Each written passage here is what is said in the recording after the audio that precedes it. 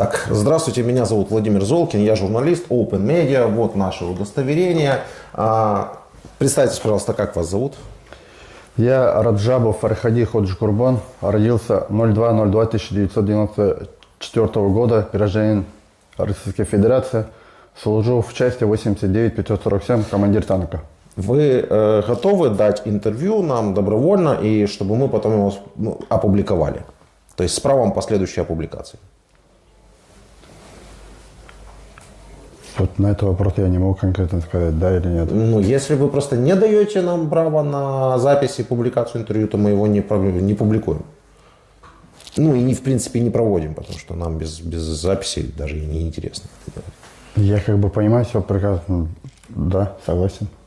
Согласны добровольно, беспринудительно дать комментарии, ответить на наши вопросы. Хорошо. Отвечаете на те вопросы, на которые хотите отвечать. Можете задавать встречные вопросы. Это формат такой беседы у нас, как правило. На какие-то вопросы, на которые не хотите отвечать, можете на них не отвечать.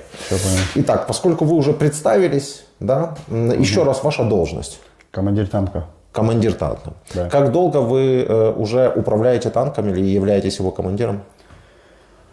Получается, ровно год, как поставили на должность, но до этого я был, получается, как по специальности ветеринар сам, занимался как бы собак там обучал. Ну, чтобы их там водили в корову, там. Я понял. А как вы стали из ветеринара командиром танка сразу? Потому что я так понял, что хороший человек, то что этот никогда никого не обманывал в жизни, ничего плохого не делал, и никаких жалоб не было против меня. Ну, видимо, понравился командиром, поэтому же поставили. Да, хороший человек не гарантирует ваше профессиональное качество. Я тоже как бы, не знаю, как меня поставили, потому что я когда служил срочку, я был наводчиком-оператором. Срочку когда служил. Но так как пришел по контракту, меня взяли наводчиком, но я не работал наводчиком. Я просто был как бы этим. Ну, занимался, так скажем, по строительству. В основном это, получается, в течение 2 года было, а потом только начал обучать собак. С наводчиком это еще шут с ним, а вот с командиром танка вы получили достаточную подготовку как командир танка, прежде чем отправляться в Украину? Нет, вообще. Что именно? Охарактеризуйте вообще свою подготовку, в чем она вообще проявлялась? Мы как бы вообще, если честно как бы сказать, с танком я даже не стрелял. Именно штатным снарядом я не стрелял. У командира танка, насколько я знаю, должен быть еще как минимум механик. Механик, водитель, наводчик, оператор. То есть в экипаже 3 человека. Правильно. А они стреляли?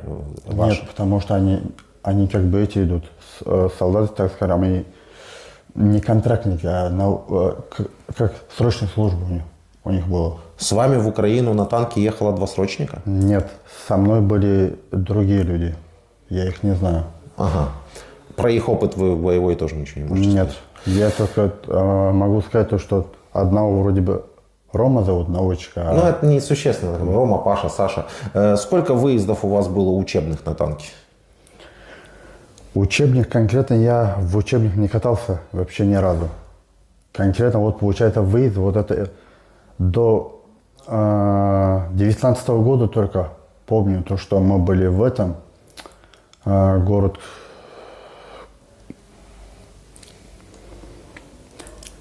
Недалеко, короче, в Челябинске, не в Челябинске, а то есть в России там, под Россией были в командировке, тоже просто катались на учениях, и все. Это получается, я там тоже просто сидел и ничего не делал, ну, тупо просто сидел в танке и все. Я пытаюсь понять. Вас берут, командиром танка ставят. Да. Вам дают 2 людей, ну, вы знаете их имена, да? Угу. И вы едете. А вот эти 2 человека, вы по дороге интересуетесь что-то про их опыт, сколько раз они стреляли, как они себя чувствуют как механики или наводчики? Потому что нас никогда не отправили там кого-то убивать, каких-то у нас целей вот таких как бы не было, там что-то поразить надо, какие-то мишени, там у нас такого вообще приказа как бы. Если было бы что-нибудь такое, мне тоже было бы как бы интересно, куда что-то. Мы просто катались. То есть просто... Давайте рождение. теперь, допустим, ну, это просто история, она как бы уже всем немного надоела, потому что все просто катались. А у вас телевизор есть? У меня дома? В камере сейчас Да. есть. Я как бы смотрю новостей, постоянно слушаю. Ну, как бы все просто катались, откуда появились уничтоженные города, люди, расстрелянные в затылок завязанными руками за спиной, дети изнасилованные. Откуда это взялось, если все просто катались, никто ничего не знал? Я вот честно не знаю. То есть, ну, не знаю, не знал, не знал, куда еду, сейчас не знаю, да, вот, ну, как-то так. Нет, а то, что по поводу поймите, я не ехать, пытаюсь то, вас, что в границу, да. вот нам, вот как бы 10 раз клянуться не буду. Лишний раз, как бы я сам мусульманин, и врать мне смысла нет уже. Мы заехали, получается, я только узнал 28-го, как бы мы заехали, и получается 1 числа, когда мы уже были здесь, получается, город Борзны, мы были в Борзны. Но не доезжая до Борзны, на нас, получается, просто напали там другая колонна. Мы просто стояли. Недалеко, получается. От Борзны стояли, и по нам начали стрелять. Я так понимаю, история ваша будет следующая. Вас отправили на учение, вы ничего не знали, потом ночью вы поехали в Украину, вы не знали, что вы едете в Украину, и вот вы приехали в Украину, и по вам начали стрелять. Такая история? Получилось так именно. Потому что мы двигались ночью. Это То есть верно. да, я понял, вы заехали в Украину, вы не поняли даже, что вы заехали в Украину, как командир танка. Не увидели ни номеров украинских на не машинах, видел ничего, честно. вообще. Да? Вы не поняли, куда вы попали? Честно, нет. Когда уже начали стрелять, тогда уже было понятно, то, что мы уже не в России находимся, а где-то уже на чужой стороне. Но вы же говорите, еще перед интервью вы сказали, что 2 марта вас задержали, по-моему, взяли в 1 плен. марта. 1 марта вас взяли в плен. Не взяли в плен. То, что по нам начали стрелять, нас просто, получается, наш же командир отдал, получается, на лечение. То, что я был ранен тяжело. А сам командир, то, что узнал, то, что мы в Украине, он развернулся, уехал со всей техникой, которая там была. Это, может, даже местные люди могут подтвердить. А куда командир уехал? Обратно в Россию через 20 дней позвонил, получается, в город Борзны. Они там уже, я так понял, по его звонку, то, что он жив-здоров, то, что он в России находится. И что с ним сделали? Его не расстреляли при въезде, в тюрьму не посадили? Я по этому поводу не знаю. Но он сказал то, что нас, возможно, поменяют. Вас? Да, может быть. И все. Еще раз эта история, мне просто интересно. Идет колонна, да? Сколько примерно машин? У нас было 6 танков. 6 танков. Какого 6 танков. числа вы выехали из России? Мы выехали, получается, 26 числа с России выехали. С какого города? Брянская область, город Клинцы. Так, едет колонна 6 танков. Так, заезжаете вы в Украину. 26-го вы выехали. 4 дня минимум вы уже едете по Украине. Что происходит в это время? Не 4 дня, потому что мы еще 2 дня были в России просто. Там, потому что вот пока выехали именно с Клинцов, получается, где-то проехали, ну, километров, может быть, 150-200. Попейте воды, вам тяжело говорить.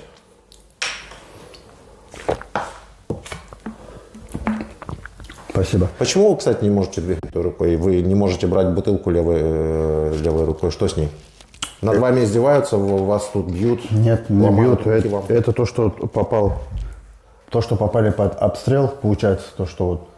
И там стреляли, получается, там чересчур большая колонна была, когда по нам. Значит, там и танки, я так понимаю, там много всего техники было. Я понял. Вот тут вот за дверью, да, ну, вы вообще понимаете примерно, я не говорю конкретно город, чтобы вы называли, да, и конкретно место. Вы вообще понимаете примерно, вот хотя бы где мы находимся? Да. На данный момент не знаю. Не знаю, где кто. Это следственное учреждение. Здесь за дверями очень много проводится бесед, подобные вашим. Ну, следственные действия, да, с обыкновенными. Находятся люди, я не хочу их никак оскорблять, но не слишком высокого интеллектуального уровня, которые, услышав там какие-то разговоры, или кто-то там, может, на эмоциях, или кто-то вообще засмеялся, или кто-то пошутил, они все пишут, что здесь вот за дверями, прямо во время интервью проводятся пытки. Как вы можете это прокомментировать? Я как бы не думал, меня никто не заставляет, я как бы добровольно все это говорю. Нет, тут пыток много здесь на коридоре вы видели? Нет, не видел ничего такого ни разу. Ну, что бил кто-то кого-то или там Нет. прям силой там что-нибудь делал? Нет, не видел. Как вы думаете, украинцы цивилизованные люди вообще? Украинцы, во-первых, они очень добрые люди. Это я вот могу лично сказать, то, что видел. Они люди, очень хорошие люди. Потому что ведут себя как человек. Окей, вернемся к вашему следованию. Я уже просто покажу вам. Да? Вот март, да? Вы, вот февраль, да? Да. Вот вы говорите, 26 февраля вы выехали, так? Выехали. Где вы были 2 дня?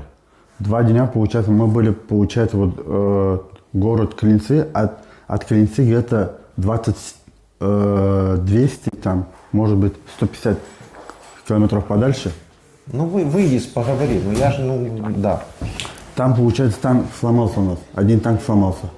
Потом проехали еще чутка дальше. Второй танк тоже сломался. Мы в итоге остановились делать эти танки. Это было 27-28 числа. Да. Из 6 танков в вашей колонне 2 поломалось. Да, 2 поломалось. Так, осталось 4 танка, я понимаю. Осталось 4 танка. Вы поехали дальше. Я не поехал дальше. Я остался как раз делать эти танки. Так. И потом меня уже забрали, вот получается, 28 числа, ночью, когда КамАЗ подъехал с сухпайками, Так. я так понял, ну то, что там были сухпайки, Так. вода и все. И сел вот и с ними поехал. Я был как Уже бы... в Украину. Так получилось, да, в Украину уже. И тот человек на КамАЗе с сухпайками не понимал, куда вы едете. И вы не понимали, куда вы едете. Никто не понимал, куда вы едете. Как бы я сел не в кут, а в борт именно. То, что Я КамАЗ понял. Ну, вы закрыли между борт. собой не говорили, куда вы едете, зачем вы едете, да? То есть Нет, мы как просто поехали и все. Вы понимаете для себя, насколько абсурдно эта история выглядит со стороны? Я это понимаю прекрасно, но то, что я вот видел своими глазами, то, что я сам услышал, то и говорю вам. Но вы же говорите, вы мусульманин, правоверный, правильно. Вам врать не с руки. А смысл мне врать? Да, вот просто, серьезно, то есть все люди, все, кто сели с вами в борт, все, кто ехали, везли сухпайки, не знали, куда едут? Они, возможно, знали, но, может быть, не говорили мне об этом. А вам что сказали? Вы не спрашивали, куда вы едете? Я как бы, как сказать, уставший был уже. Ну, то, что делали эти танки 2 дня, занимались там, тупо стояли, бегали пока туда-сюда. Но я перекусил, получается, залез в танк и все, уснул. Уже проснулся, получается, то, что 28-го вечером, получается, как сел, и 1 числа уже, получается, утром меня разбудили, то, что надо выгружать. И там уже другие люди стоят. Ну, как, куда приехали, получается, там как бы не наши, которые были, а совсем другие люди. А что за другие люди? Кто это были? Ну, получается, другая колонна какая-то. Так. Я как бы подошел к одному, спрашиваю, а что вы, говорю, вы как бы где находитесь сейчас? Вы как бы в курсе об этом, как бы знаете, что к чему? Они говорят, ну мы, говорят, сейчас еще в Брянской области находимся. Вот и все. Это максимум, что сказал Вадим. А фактически вы уже находились в Украине, А правильно? фактически, получается, да. Ну и когда вас начали обстреливать, в какой момент после этого? Получается, это вот 1 числа была часть где-то часов 9:30 примерно. И в это время началась стрельба по нам. С чего по вам стреляли? Там и танки были, БТРы, БМП. Колонна была чересчур большая. Они как бы не останавливались, пока ехали, тупо по нам стреляли. Обстрел, грубо говоря, был. А ваши танки что делали?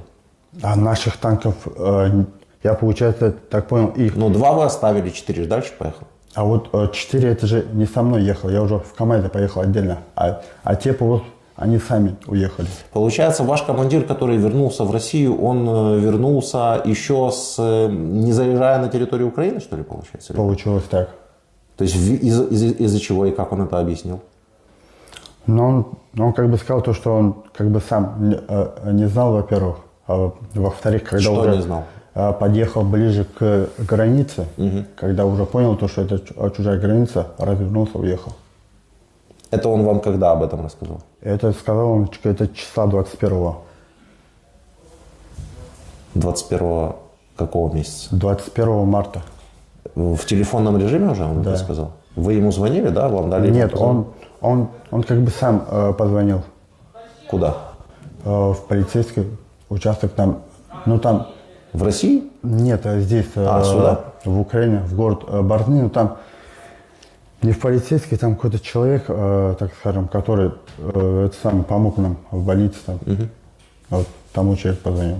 Ага, то есть тот человек, которому теперь наконец-то да, стало понятно. А вам помогали, получается, украинские врачи с вашей травмой?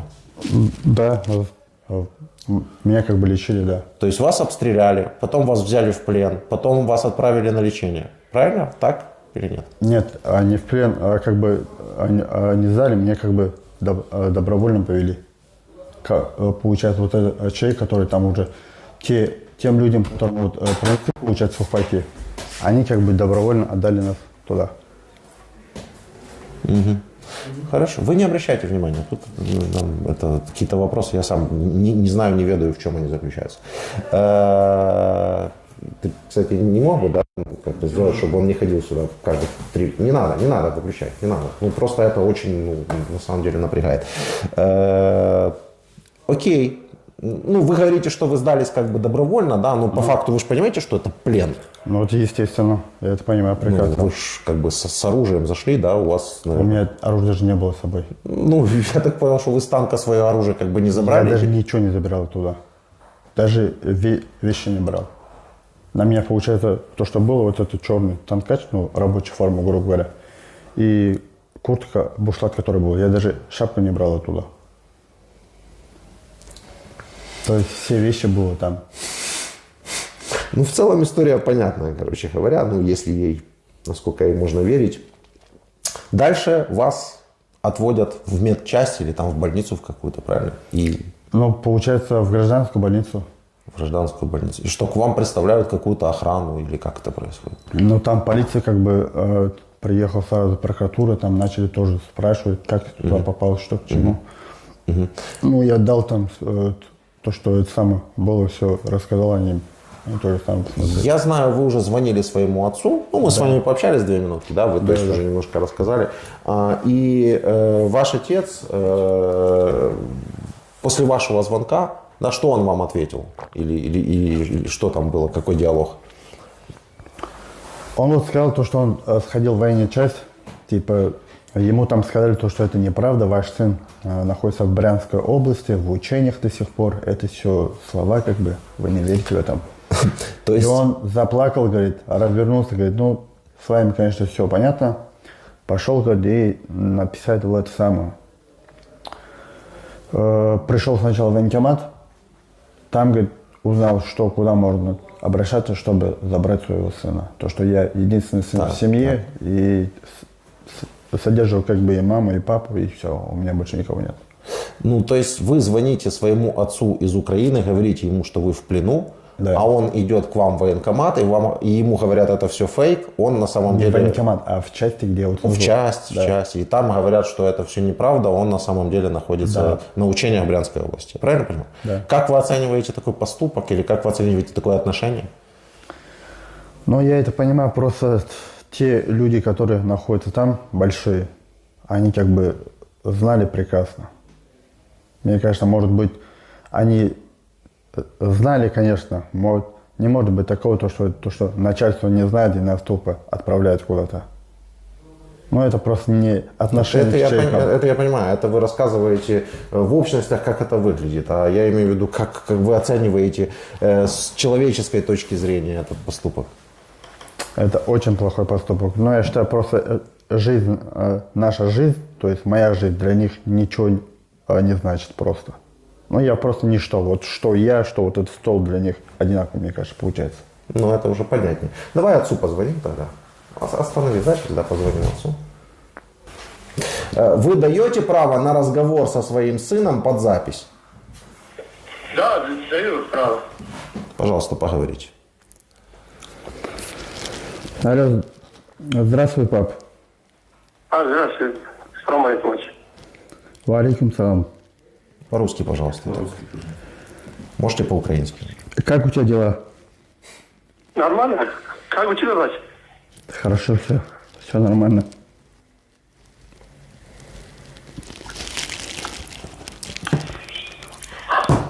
Как там мама? Держись, сынок, все будет хорошо. Держись, пожалуйста. Все будет хорошо. Я в этом надеюсь, но только, мне кажется, на самом деле не так... Ну, просто, знаешь, моя жизнь для них ничего не значит. Не держись, все будет нормально, сын. Бог есть. Да я понимаю то, что на моей руке нет крови, но это ничего не означает сейчас, потому что я в чужой стране. Я понимаю тебя. Держись, пожалуйста. Я тебя понимаю. Как там мама? Нормально. Все, тоже плохо чувствует, болеет. Вот. Это трудно же, мама же. Знаешь что? Очень трудно. Я понял, дай бог ей здоровья. Терпи, пожалуйста. Анатолий терпит, все равно плачет, болеет вообще. Вы успокойтесь и спросите, признали уже, что вы пленные в конце концов или нет? Скажи, пожалуйста, вот то, что ты там сходил в часть, там, в военкомат, там признали меня то, что я вот в плену нахожусь? Да. Все хорошо, Всё, ладно. признали. А с какого раза признали, интересно? А с какого раза? С первого раза или со второго раза, когда ты уже был? С первого раза. Они с первого раза.